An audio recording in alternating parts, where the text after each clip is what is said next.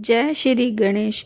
मार्गशीर्ष यानी अगहन माह में आने वाली कृष्ण पक्ष की गणेश चतुर्थी व्रत कथा राजा दशरथ की पावन कथा। इस कथा को स्वेच्छा से पूरा सुने और कमेंट बॉक्स में जय श्री गणेश जरूर लिखें। जग जननी पार्वती ने अपने पुत्र से पूछा, हे वत्स गजानन, मार्गशीर्ष माह के कृष्ण पक्ष की गणेश चतुर्थी को, जो संकटा चतुर्थी भी कहलाती है, उस दिन किस गणेश की पूजा करनी चाहिए? उस दिन उपवास व अनुष्ठान की क्या रीति है? कृपया हमें सविस्तार बतलाएं। गणेश जी बोले, हे कैलाश वासिनी, अगहन कृष्ण चतुर्थी संकटा में पूर्वोक्त रीति से गजानन नामक गणेश की पूजा करनी चाहिए।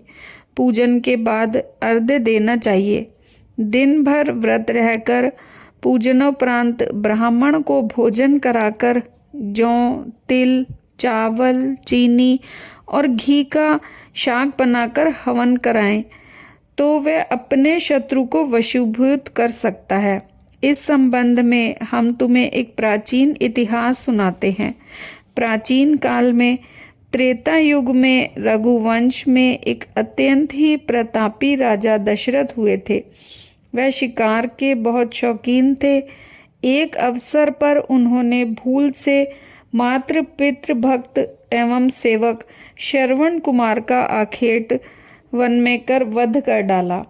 उसके माता पिता ने दशरथ को श्राप दिया, हे नरेश, अब पुत्र शोक में जिस तरह हम मर रहे हैं, वैसे ही तुम्हारी मृत्यु भी अपने पुत्र वियोग के कारण ही होगी।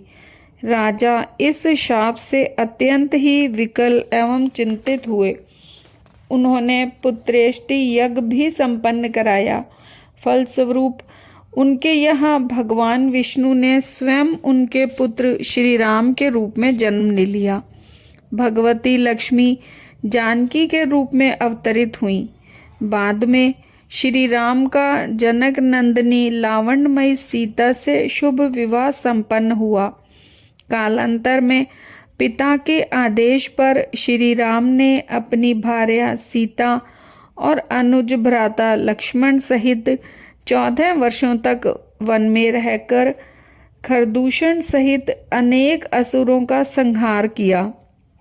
इससे क्रोधित होकर लोगों को सताने वाले लंकापति नरेश रावण ने राम की भार्या सीता का अपहरण कर लिया तो राम पंचवटी छोड़ अपने भ्राता लक्ष्मण के साथ सीता को खोजते हुए ऋष्यमुख पर्वत पर पहुँचे और कार्य सिद्धि हेतु उन्होंने वहां के राजा सुग्रीव से मित्रता की। फिर सीता की खोज में उन्होंने अपने विश्वस्त वानराधिपति बलशाली सेवक वीर हनुमान को भेजा। हनुमान जी अपने सहयोगियों के साथ सीता को खोजते हुए मार्ग में गिद्धराज संपाति से मिले। इन वानरों को देखकर संपाति ने पूछा कि तुम लोग कौन हो? इस वन में कैसे आए हो? तुम्हें किसने भेजा है? यहाँ पर तुम्हारा आना किस तरह हुआ? संपाति की बात सुन वानरों ने उत्तर दिया कि भगवान विष्णु के अवतार दशरथ नंदन राम जी सीता और लक्ष्मण जी के साथ दंडक वन में आए हैं। वहां पर उनकी पत्नी सीता जी का अपहरण कर लिया गया है। हे मित्र, इस बात को हम लोग नहीं जानते कि सीता कहाँ है।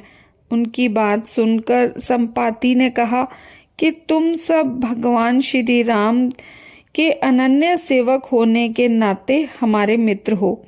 सीता जी का जिस दुष्ट ने अपहरण किया है और वह किस स्थान पर ले गया है, वह मुझे मालूम है। जानकी जी को बचाने के लिए मेरे छोटे भाई अनुज जटायु ने अपने प्राण गंवाए हैं।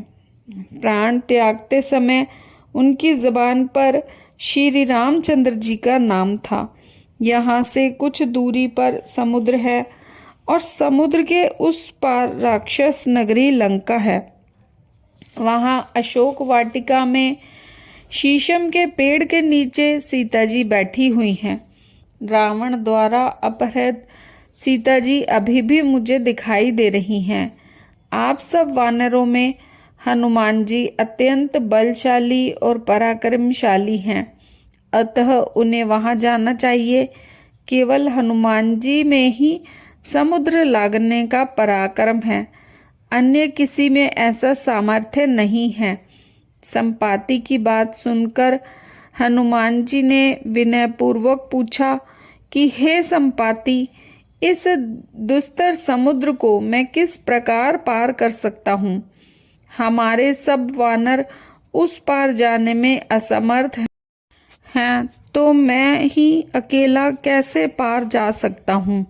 हनुमान जी की बात सुनकर संपाति बोले कि हे मित्र, आप संकट नाशक गणेश चतुर्थी का व्रत कीजिए।